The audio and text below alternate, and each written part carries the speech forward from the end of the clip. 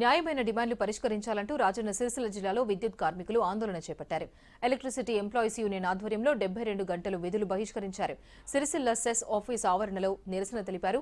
ప్రభుత్వం వెంటనే సమస్యలు పరిష్కరించాలని డిమాండ్ చేశారు విద్యుత్ కార్మికులు. లేకుంటే పోరాటం ఉధృతం చేస్తామని చెప్పారు. చనిపోయిన కార్మికుల కుటుంబ సభ్యులను పర్మనెంట్ చేయాలి. ఎస్ చైర్మన్ మొండి వైఖరి నశించాలి. ఎస్ కార్మికుల ఐక్యత వర్ధిల్లాలి. ఏహెచ్ఎల్ పట్ల యాజమాన్య మొండి వైఖరి నశించాలి. ఏహెచ్ఎల్ యాన్యువల్ ఇంక్రిమెంట్ వెంటనే ఇవ్వాలి. వెంటనే మొండి వైఖరి నశించాలి. 72 గంటల విధుల బహిష్కరణ ప్రోగ్రాం చేస్తూ ఉన్నాం.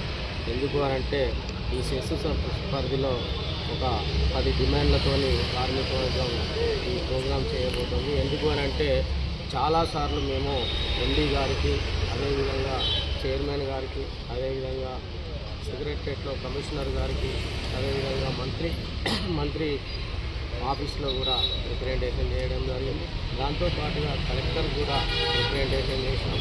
కలెక్టర్తో పాటు దేశవ్యాప్త సమ్మెలో కోనరావుపేట మండల హెడ్ క్వార్టర్లో కూడా ఒక్కరోజు నిరసన కార్యక్రమం తెలియజేసినాం. దాంతోపాటుగా సెస్ ఆఫీస్ నుంచి కూడా దఫాలుగా ప్రోగ్రాములు ఏది నల్లబెట్టు నిరసన కావచ్చు, ఇక్కడ నిరసన కార్యక్రమం కావచ్చు చాలా వరకు చేసినాం. అయినప్పటికీ కూడా మేనేజ్మెంట్ మా 10 డిమాండ్లను పట్టించుకునే పరిస్థితి లేదు. ఇప్పుడు మా ముఖ్యమైన డిమాండ్లు ఏంటంటే ఈ సెస్ పరిధిలో విధి నిర్వహణలో కరెంటు షాక్ వచ్చి చనిపోయిన వారికి పర్మనెంట్గా ఉద్యోగాలు ఇవ్వాలని డిమాండ్ చేస్తూ ఉన్నాం.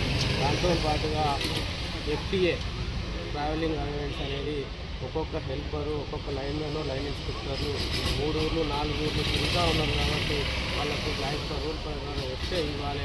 ఎన్ని రోజులు ఇచ్చేది గత 8 నెలల నుంచి ఎఫ్టీఏ కూడా తీసేయడం జరిగింది. కాబట్టి ఆ ఎఫ్టీఏని పునరుద్ధరించాలని డిమాండ్ చేస్తూ ఉన్నాం.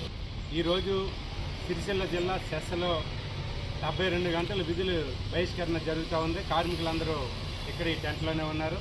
ప్రధానంగా ఇక్కడ ఉన్నటువంటి కార్మికులకి ప్రమోషన్స్ ఇవ్వాలి. ఆ ప్రమోషన్స్ ఇవ్వకుండా యాజమాన్యం మొండి వైఖరిగా ఉంది. 2025 సెప్టెంబర్లో ఇంక్రిమెంట్ ఇవ్వాలి, అది ఆపేసింది. గతంలో ఇస్తున్నటువంటి ఎఫ్టీఏ ఫిక్స్డ్ ట్రావెలింగ్ అలవెన్స్ అది కూడా గత 10 నెలల నుంచి ఆపేసింది.